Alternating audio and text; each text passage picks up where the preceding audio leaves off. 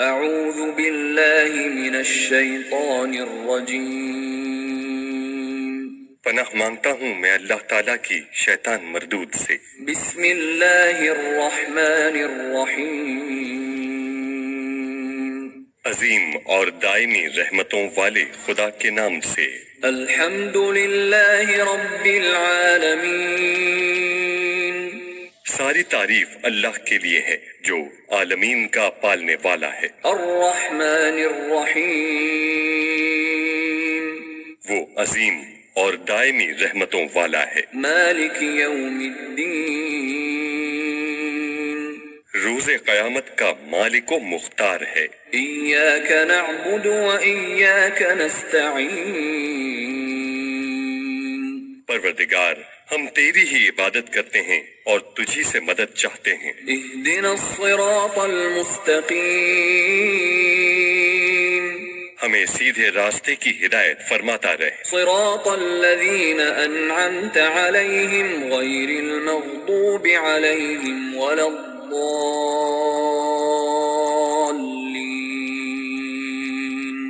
جو ان لوگوں کا راستہ ہے جن پر تو نے نعمتیں نازل کی ہیں، ان کا راستہ نہیں جن پر غضب نازل ہوا ہے یا جو بہکے ہوئے ہیں۔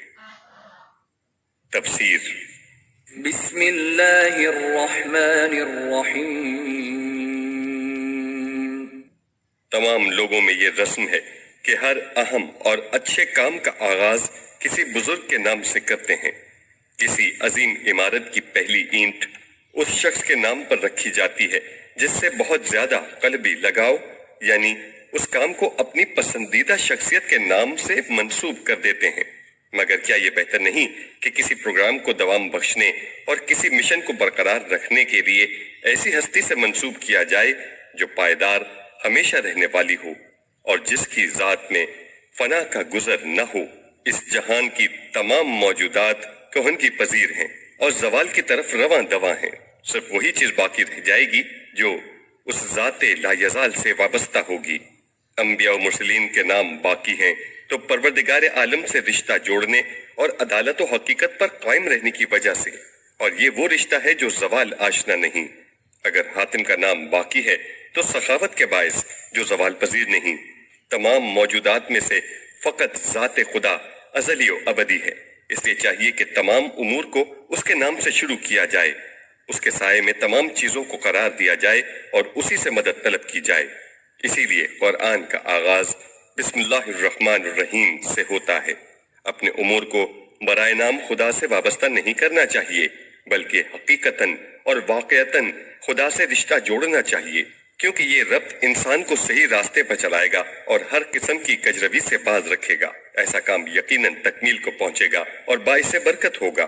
یہی وجہ ہے کہ رسول اللہ کی مشہور حدیث میں ہم پڑھتے ہیں، جو بھی اہم کام خدا کے نام کے بغیر شروع ہوگا ناکامی سے ہمکنار ہوگا۔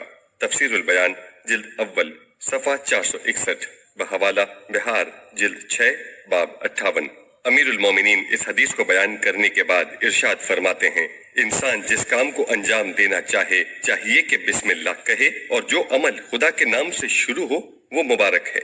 امام باقر فرماتے ہیں، جب کوئی کام شروع کرنے لگو، بڑا ہو یا چھوٹا، بسم اللہ کہو تاکہ وہ بابرکت بھی ہو اور پر از امن اور سلامتی بھی۔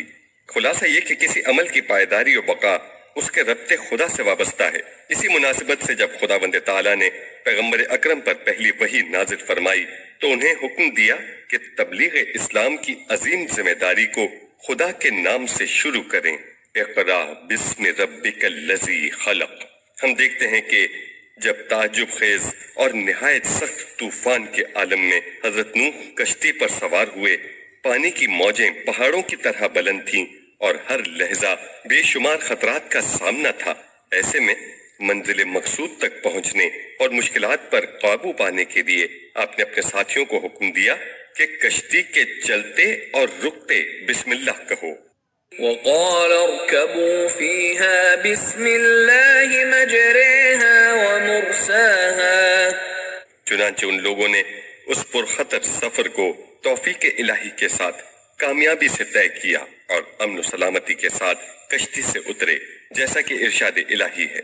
قيل يا نوح اهبط بسلام منا وبركات عليك وعلى ممن معك. حکم ہوا اے نوح کشتی سے ہماری طرف سے سلامتی اور برکات کے ساتھ اپنے ساتھیوں کے ہمراہ اتریے. سورہ ہود آیت 48. جناب سلیمان نے جب ملکہ سبا کو خط لکھا تو اس کا سرنامہ بسم اللہ ہی کو قرار دیا. إنه من سليمان وإنه بسم الله الرحمن الرحيم. یہ مراسلہ ہے سلیمان کی طرف سے اور بے شک یہ ہے بسم اللہ الرحمن الرحیم. سورہ نمل آیت 30.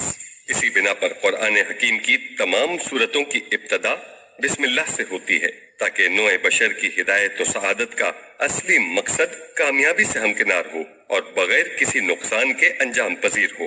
صرف سورہ توبہ ایسی سورت ہے جس کی ابتدا میں ہمیں بسم اللہ نظر نہیں آتی کیونکہ اس کا آغاز مکہ کے مجرموں اور معاہدہ شکنوں سے اعلان جنگ کے ساتھ ہو رہا ہے. لہٰذا ایسے موقع پر خدا کی صفات رحمان و رحیم کا ذکر مناسب نہیں.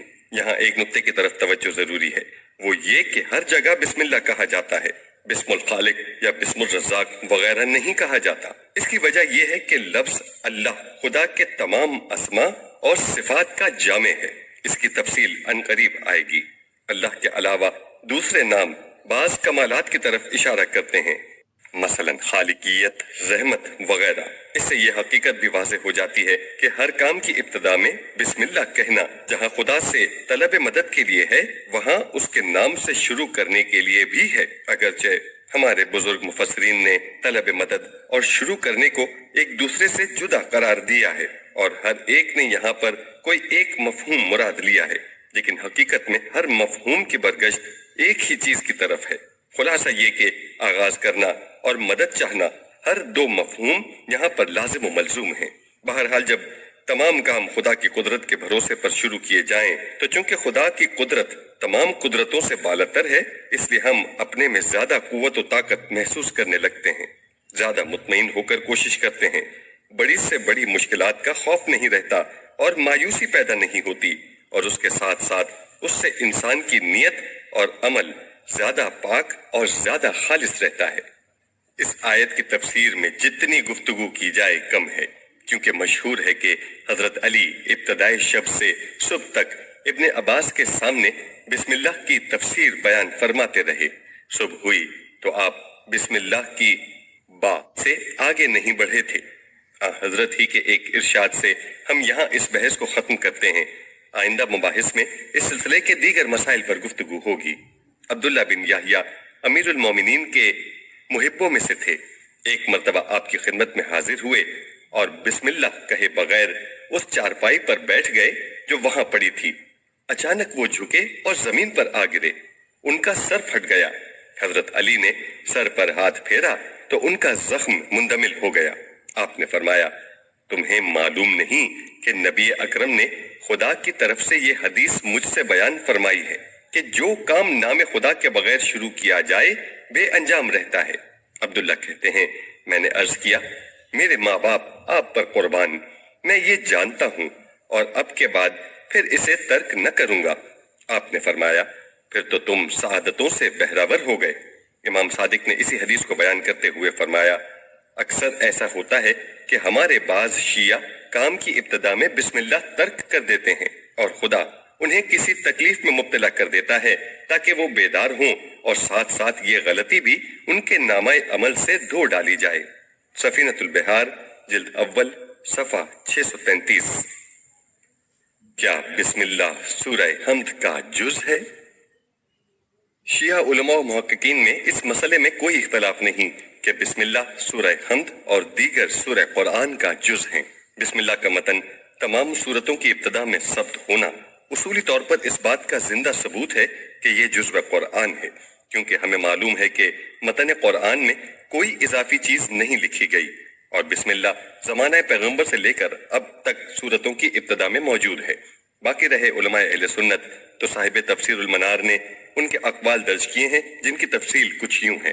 گزشتہ علماء اہل مکہ فقہا قاری حضرات جن میں ابن کثیر بھی شامل ہیں، اہل کوفہ کے قراء میں سے عاصم اور کسائی، اور اہل مدینہ میں سے بھی بعض صحابہ اور تابعین، اسی طرح شافعی اپنی کتاب جدید میں، اور اس کے پیروکار نیز سوری اور احمد اپنے قول میں اس بات کے معتقد ہیں کہ بسم اللہ جزء سورہ ہے۔ اسی طرح علماء امامیہ اور ان کے قول کے مطابق صحابہ میں سے علی، ابن عباس، عبداللہ بن عمر اور ابو ہریرہ، علماء تابعین میں سے سعید بن جبیر، عطا، زہری اور ابن مبارک بھی اسی نظریے کے حامل تھے۔ اس کے بعد مزید لکھتے ہیں کہ ان کی اہم ترین دلیل یہ ہے کہ صحابہ اور ان کے بعد برسرکار لوگ اس بات پر متفق ہیں کہ سورہ برات کے سوا تمام سورتوں کے آغاز میں بسم اللہ مذکور ہے، جبکہ وہ بالاتفاق ایک دوسرے کو وصیت کرتے تھے کہ ہر اس چیز سے جو جزو قرآن نہیں، قرآن کو پاک رکھا جائے۔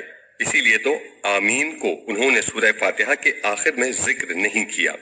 اس کے بعد انہوں نے مالک اور ابو حنیفہ کے پیروکاروں اور بعض دوسرے لوگوں کے حوالے سے نقل کیا ہے کہ وہ بسم اللہ کو مستقل آیت سمجھے تھے جو سورتوں کی ابتدا کے بیان اور ان کے درمیان حد فاصل کے طور پر نازل ہوئی ہے۔ انہوں نے اہل سنت کے معروف فقیہ اور بعض قارئین کوفہ سے نقل کیا ہے کہ وہ بسم اللہ کو سورہ حمد کا تو جز سمجھتے تھے لیکن باقی سورتوں کا جز نہیں سمجھتے تھے۔ تفسیر المنار جلد اول صفحہ 39-40۔ اس گفتگو سے معلوم ہوا کہ اہل سنت کی یقینی اکثریت بھی بسم اللہ کو سورت کا جز سمجھتی ہے۔ اب ہم بعض روایات پیش کرتے ہیں جو شیعہ و سنی ترک سے اس سلسلے میں نقل ہوئی ہیں۔ ہمیں اعتراف ہے کہ اس ضمن کی تمام احادیث کے ذکر کی یہاں گنجائش نہیں اور ان کا تعلق فقہی بحث سے ہے۔ 1، معاویہ بن عمار جو امام صادق کے محب و موالی تھے کہتے ہیں میں نے امام سے پوچھا کہ جب میں نماز پڑھنے لگوں تو کیا الحمد کی ابتدا میں بسم اللہ پڑھوں؟ آپ نے فرمایا ہاں۔ کافی جلد 3 صفحہ 312۔ 2، دار قطنی نے جو علماء اہل سنت میں سے ہیں سند صحیح کے ساتھ حضرت علی سے نقل کیا ہے، ایک شخص نے آپ سے پوچھا 7 مثانی کیا ہے؟ فرمایا سورہ حمد۔ اس نے عرض کیا سورہ حمد کی تو 6 آیتیں ہیں۔ آپ نے فرمایا بسم اللہ الرحمن الرحیم بھی اس کی ایک آیت ہے۔ الاتفاق جلد اول صفحہ 136۔ 3، اہل سنت کے مشہور محدث بہقی سند صحیح کے ساتھ ابن جبیر کے طریق سے اس طرح نقل کرتے ہیں شیطان صفت اشخاص نے قرآن کی بہت بڑی آیت بسم اللہ الرحمن الرحیم کو چرا لیا ہے۔ یہ اس طرف اشارہ ہے کہ سورتوں کے شروع میں اسے پڑھا نہیں جاتا۔ بہقی جلد 2 صفحہ 50۔ ان سب کے علاوہ ہمیشہ مسلمانوں کی یہ سیرت رہی ہے کہ وہ قرآن مجید کی تلاوت کے وقت بسم اللہ ہر سورت کی ابتدا میں پڑھتے رہے۔ تواتر سے ثابت ہے کہ پیغمبر اکرم بھی اس کی تلاوت فرماتے تھے۔ یہ کیسے ممکن ہے کہ جو چیز جزو قرآن نہ ہو اسے پیغمبر اور مسلمان ہمیشہ قرآن کے ضمن میں پڑھتے رہے ہوں اور سدا اس عمل کو جاری رکھا ہو؟ باقی رہا بعض کا یہ احتمال کہ بسم اللہ مستقل آیت ہے جو جزو قرآن تو ہے لیکن سورتوں کا حصہ نہیں، تو یہ احتمال نہایت ضعیف اور کمزور دکھائی دیتا ہے کیونکہ بسم اللہ کا مفہوم اور معنی نشاندہی کرتا ہے کہ یہ ابتدا اور آغاز کے لیے ہے، نہ کہ یہ ایک علیحدہ اور مستقل اہمیت کی حامل ہے۔ دراصل یہ فکر جمود اور سخت تعصب کی غماز ہے اور یوں لگتا ہے گویا اپنی بات کو برقرار رکھنے کے لیے ہر احتمال پیش کیا جا رہا ہے اور بسم اللہ جیسی آیت کو مستقل اور سابق و لاحق سے الگ ایک آیت قرار دیا جا رہا ہے جس کا مضمون پکار پکار کر اپنے سرنامہ اور بعد والی ابحاث کے لیے ابتدا ہونے کا اعلان کر رہا ہے۔ ایک اعتراض البتہ قابل غور ہے جسے مخالفین اس مقام پر پیش کرتے ہیں۔ وہ کہتے ہیں جب قرآن کی سورتوں کی آیات کو شمار کرتے ہیں سوائے سورہ حمد کے تو بسم اللہ کو ایک آیت شمار نہیں کیا جاتا بلکہ پہلی آیت بسم اللہ سے بعد آنے والی آیت کو قرار دیا جاتا ہے۔ اس اعتراض کا جواب فخر الدین رازی نے تفسیر کبیر میں وضاحت کے ساتھ دیا ہے۔ وہ کہتے ہیں کوئی حرج نہیں کہ بسم اللہ سورہ حمد میں تو الگ ایک آیت ہو اور دوسری صورتوں میں پہلی آیت کا جز قرار پائے۔ اس طرح مثلا سورہ کوثر میں بسم اللہ الرحمن الرحیم انا آتیناک الکوثر سب ایک آیت شمار ہو۔ بہرحال مسئلہ اس قدر واضح ہے کہ کہتے ہیں ایک دن معاویہ نے اپنی حکومت کے زمانے میں نماز باجماعت میں بسم اللہ نہ پڑھی تو نماز کے بعد مہاجرین و انصار کے ایک گروہ نے پکار کر کہا اس وقت ام نیست، یعنی کیا معاویہ نے بسم اللہ کو چرا لیا ہے یا بھول گیا ہے؟ بحقی جزء دوم صفحہ 49، حاکم نے مستدرک جزء اول صفحہ 233 میں اس روایت کو درج کر کے اسے صحیح قرار دیا ہے۔ خدا کے ناموں میں سے اللہ جامع ترین نام ہے۔ بسم اللہ کی ادائیگی میں ہمارا سامنا سب سے پہلے لفظ اسم سے ہوتا ہے۔ عربی ادب کے علماء کے بقول اس کی اصل سمو بروزن علو ہے، جس کے معنی ہے ارتفاع اور بلندی۔ تمام ناموں کو اسم کہنے کی وجہ یہ ہے کہ اس سے ہر چیز کا مفہوم اخفا سے ظہور و ارتفاع کے مرحلے میں داخل ہو جاتا ہے، یا اس کی وجہ یہ ہے کہ لفظ نام ہو جانے کے بعد معنی پیدا کر لیتا ہے، محمل اور بے معنی کی منزل سے نکل آتا ہے اور اس طرح ارتفاع و بلندی حاصل کر لیتا ہے۔ بہرحال کلمہ اسم کے بعد ہم کلمہ اللہ تک پہنچتے ہیں، جو خدا کے ناموں میں سے سب سے زیادہ جامع ہے۔ خدا کے ان ناموں کو جو قرآن مجید یا دیگر مصادر اسلامی میں آئے ہیں، اگر دیکھا جائے تو پتہ چلتا ہے کہ وہ خدا کی کسی ایک صفت کو منعکس کرتے ہیں، لیکن وہ نام جو تمام صفات و کمالات الہی کی طرف اشارہ کرتا ہے، دوسرے لفظوں میں جو صفات جلال و جمال کا جامع ہے، وہ صرف اللہ ہے۔ یہی وجہ ہے کہ خدا کے دوسرے ناموں عموماً کلمہ اللہ کی صفت کی حیثیت سے کہے جاتے ہیں۔ مثال کے طور پر چند ایک کا ذکر کیا جاتا ہے۔ غفور الرحیم، یہ صفت خدا کی صفت بخشش کی طرف اشارہ ہے۔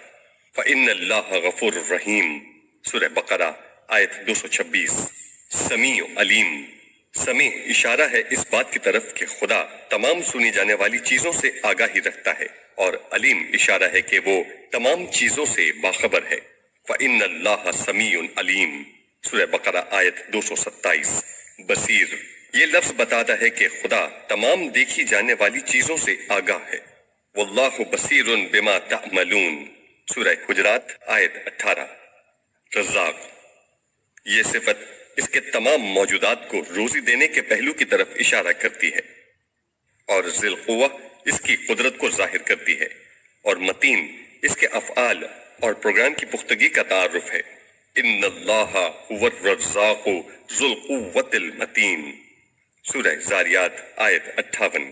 خالق و باری، اس کی آفرینش اور پیدا کرنے کی صفت کی طرف اشارہ ہے، اور مصور اس کی تصویر کشی کی حکایت کرتا ہے۔ هو اللہ الخالق الباری المصور له الاسماء الحسنى، سورہ حشر آیت 24۔ ظاہر ہوا کہ اللہ ہی خدا کے تمام ناموں میں سے جامع ترین ہے۔ یہی وجہ ہے کہ ایک ہی آیت میں ہم دیکھتے ہیں کہ بہت سے نام اللہ قرار پائے ہیں۔ هو الله الذي لا إله إلا هو الملك القدوس السلام المؤمن المهيمن العزيز الجبار المتكبر۔ اللہ وہ ہے جس کے علاوہ کوئی معبود نہیں، وہ حاکم مطلق ہے، منزہ ہے، ہر ظلم و ستم سے پاک ہے، امن بخشنے والا ہے، سب کا نگہبان ہے، توانا ہے، کسی سے شکست کھانے والا نہیں، اور تمام موجودات پر قاہر و غالب اور باعظمت ہے۔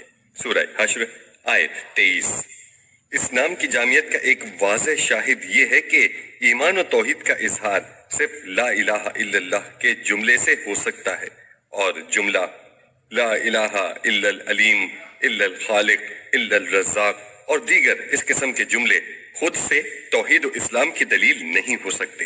یہی وجہ ہے کہ دیگر مذاہب کے لوگ جب مسلمانوں کے معبود کی طرف اشارہ کرنا چاہتے ہیں تو لفظ اللہ کا ذکر کرتے ہیں، کیونکہ خداوند عالم کی تعریف و توصیف لفظ اللہ سے مسلمانوں کے ساتھ مخصوص ہے۔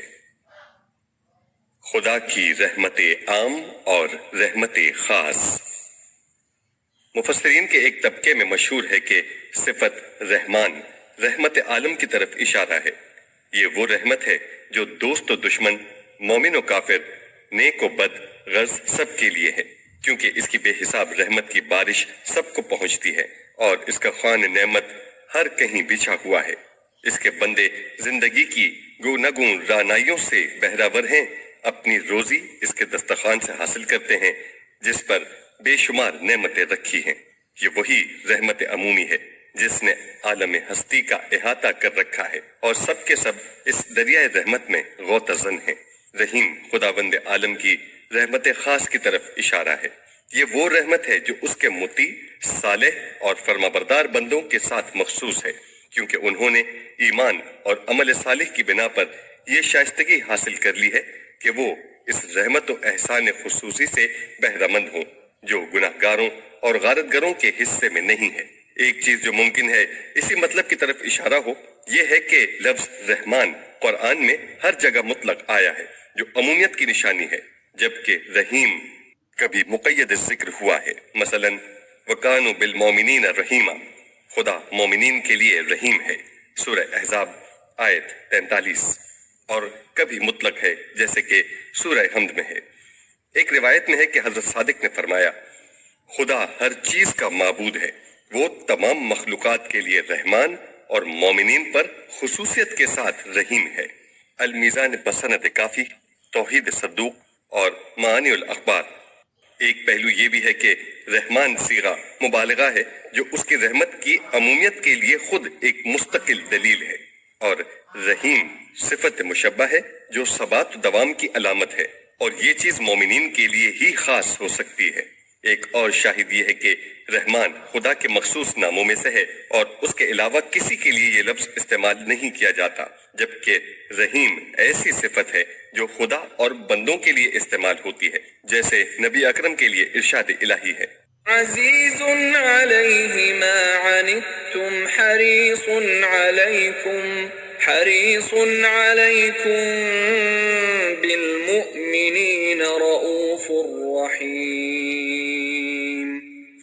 تمہاری تکلیف و مشقت نبی پر گراں ہے، تمہاری ہدایت اسے بہت پسندیدہ ہے، اور وہ مومنین کے لیے مہربان اور رحیم ہے، سورہ توبہ آیت 128۔ ایک دوسری حدیث میں امام صادق سے منقول ہے، رحمان اسم خاص ہے لیکن صفت عام ہے، اور رحیم اسم عام ہے لیکن صفت خاص ہے۔ مجمع البیان جلد 1 صفحہ 21۔ یعنی رحمان ایسا نام ہے جو خدا کے لیے مخصوص ہے، لیکن اس میں اس کی رحمت کا مفہوم سب پر محیط ہے۔ اس کے باوجود ہم دیکھتے ہیں کہ رحیم ایک صفت عام کے طور پر بھی استعمال ہوتا ہے، البتہ اس میں صفت خاص کے طور پر استعمال ہونے میں کوئی معنی نہیں۔ جو فرق بتایا گیا ہے وہ تو اصل لغت کے لحاظ سے ہے، لیکن اس میں استثنائی صورت پائی جاتی ہے۔ امام حسین کی ایک بہترین اور مشہور دعا جو دعائے عرفہ کے نام سے معروف ہے کے الفاظ ہیں، اے وہ خدا جو دنیا و آخرت کا رحمان اور دونوں ہی کا رحیم ہے۔ اس بحث کو ہم نبی اکرم کی ایک پرمانی اور واضح حدیث کے ساتھ ختم کرتے ہیں۔ آپ کا ارشاد ہے، خداوند تعالیٰ کی رحمت کے 100 باب ہیں، جن میں سے اس نے ایک کو زمین پر نازل کیا ہے اور اس رحمت کو اپنی مخلوق میں تقسیم کیا ہے۔ لوگوں کے درمیان جو عطوفت، مہربانی اور محبت ہے وہ اسی کا پرتو ہے، لیکن 99 حصے رحمت اس نے اپنے لیے مخصوص رکھی ہے، اور قیامت کے دن اپنے بندوں کو اس سے نوازے گا۔ خدا کی دیگر صفات بسم اللہ میں کیوں مذکور نہیں؟ یہ بات قابل توجہ ہے کہ قرآن کی تمام صورتیں سوائے سورہ برات کے، جس کی وجہ بیان ہو چکی ہے، بسم اللہ سے شروع ہوتی ہیں، اور بسم اللہ میں مخصوص نام اللہ کے بعد صرف صفت رحمانیت اور رحیمیت کا ذکر ہے۔ اس سے سوال پیدا ہوتا ہے کہ یہاں پر باقی صفات کا ذکر کیوں نہیں؟ اگر ہم ایک نقطے کی طرف توجہ کریں تو اس سوال کا جواب واضح ہو جاتا ہے، اور وہ یہ کہ ہر کام کی ابتدا میں ضروری ہے کہ ایسی صفت سے مدد لی جائے جس کے آثار تمام جہان پر سایہ فکن ہو، جو تمام موجودات کا احاطہ کیے ہو اور عالم بحران میں مصیبت زدوں کو نجات بخشنے والی ہو۔ مناسب ہے کہ اس حقیقت کو قرآن کی زبان سے سنا جائے۔ ارشاد الہی ہے، وَرَحْمَتِي وَسِعَتْ كُلَّ شَيْءٍ، میری رحمت تمام چیزوں پر محیط ہے، سورہ اعراف آیت 156۔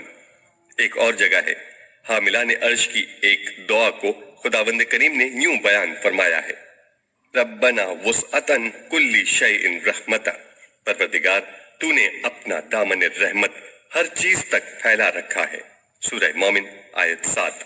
ہم دیکھتے ہیں کہ انبیاء کرام نہایت سخت اور طاقت فرسا حوادث اور خطرناک دشمنوں کے چنگل سے نجات کے لیے رحمت خدا کے دامن میں پناہ لیتے ہیں۔ قوم موسیٰ فرعونیوں کے ظلم سے نجات کے لیے پکارتی ہے، وَنَجِّنَا بِرَحْمَتِكَ، خدایا ہمیں ظلم سے نجات دلا اور اپنی رحمت کا سایہ عطا فرما۔ سورہ یونس آیت 86۔ حضرت ہود اور ان کے پیروکاروں کے سلسلے میں ارشاد ہے، فَأَنْجَيْنَاهُ وَالَّذِينَ مَعَهُ بِرَحْمَةٍ مِنَّا، ہود اور اس کے ہمراہیوں کو ہم نے اپنی رحمت کے وسیلے سے نجات دی۔ سورہ اعراف آیت 72۔ اصول یہ ہے کہ جب ہم خدا سے کوئی حاجت طلب کریں تو مناسب ہے کہ اسے ایسی صفات سے یاد کریں جو اس حاجت سے میل اور ربط رکھتی ہوں۔ مثلا حضرت عیسیٰ مائدہ آسمانی مخصوص غذا طلب کرتے ہوئے کہتے ہیں، اللهم ربنا أنزل علينا مائدة من السماء تكون لنا عيدا لأولنا وآخرنا وآية منك وارزقنا وأنت خير الرازقين۔ بار الہا ہم پر آسمان سے مائدہ نازل فرما اور ہمیں روزی عطا فرما اور تو بہترین روزی رساں ہے۔ سورہ مائدہ آیت 114۔ خدا کے عظیم پیغمبر حضرت نوح بھی ہمیں یہی درس دیتے ہیں۔ وہ جب ایک مناسب جگہ کشتی سے اترنا چاہتے ہیں تو یوں دعا کرتے ہیں، رب انزلنی منزلا مبارکا وانت خیر المنزلین۔ پروردگار ہمیں منزل مبارک پر اتار کہ تو بہترین اتارنے والا ہے۔ سورہ مومنون آیت 29۔ حضرت زکریا خدا سے ایسے فرزند کے لیے دعا کرتے ہوئے جو ان کا جانشین و وارث ہو اس کی خیر الوارثین سے توصیف کرتے ہیں، رب لا تذرنی فردا وانت خیر الوارثین۔ خداوند مجھے تنہا نہ چھوڑ، تو بہترین وارث ہے۔ سورہ انبیاء آیت 89۔ کسی کام کو شروع کرتے وقت جب خدا کے نام سے شروع کریں تو خدا کی وسیع رحمت کے دامن سے وابستگی ضروری ہے۔ ایسی رحمت جو عام بھی ہو اور خاص بھی۔ کاموں کی پیش رفت اور مشکلات میں کامیابی کے لیے کیا ان صفات سے بہتر کوئی اور صفت ہے؟ قابل توجہ امر یہ ہے کہ وہ توانائی جو قوت جاذبہ کی طرح عمومیت کی حامل ہے، جو دلوں کو ایک دوسرے سے جوڑ دیتی ہے، وہ یہی صفت رحمت ہے۔ لہٰذا مخلوق کا اپنے خالق سے رشتہ استوار کرنے کے لیے بھی اسی صفت رحمت سے استفادہ کرنا چاہیے۔ سچے مومن اپنے کاموں کی ابتدا میں بسم اللہ الرحمن الرحیم کہہ کر تمام جگہوں سے علیحدگی اختیار کرتے ہوئے اپنے دل کو صرف خدا سے وابستہ کر لیتے ہیں اور اسی سے مدد و نصرت طلب کرتے ہیں۔ وہ خدا جس کی رحمت سب پر چھائی ہوئی ہے اور کوئی موجود ایسا نہیں جو اس سے بہرہ نہ ہو۔ بسم اللہ سے واضح طور پر یہ درس بھی حاصل کیا جا سکتا ہے کہ خداوند عالم کے ہر کام کی بنیاد رحمت پر ہے اور بدلہ یا سزا تو استثنائی صورت ہے۔ جب تک قطعی عوامل پیدا نہ ہوں سزا متحقق نہیں ہوتی، جیسا کہ ہم دعا میں پڑھتے ہیں، اے وہ خدا کہ جس کی رحمت اس کے غضب پر سبقت لے گئی ہے۔ دعائے جوشن کبیر۔ انسان کو چاہیے کہ وہ زندگی کے پروگرام پر یوں عمل پیرا ہو کہ ہر کام کی بنیاد رحمت و محبت کو قرار دے اور سختی و درستی کو فقط بوقت ضرورت اختیار کرے۔ قرآن مجید کی 114 سورتوں میں سے 113 کی ابتدا رحمت سے ہوتی ہے اور فقط ایک سورہ توبہ ہے جس کا آغاز بسم اللہ کی بجائے اعلان جنگ اور سختی سے ہوتا ہے۔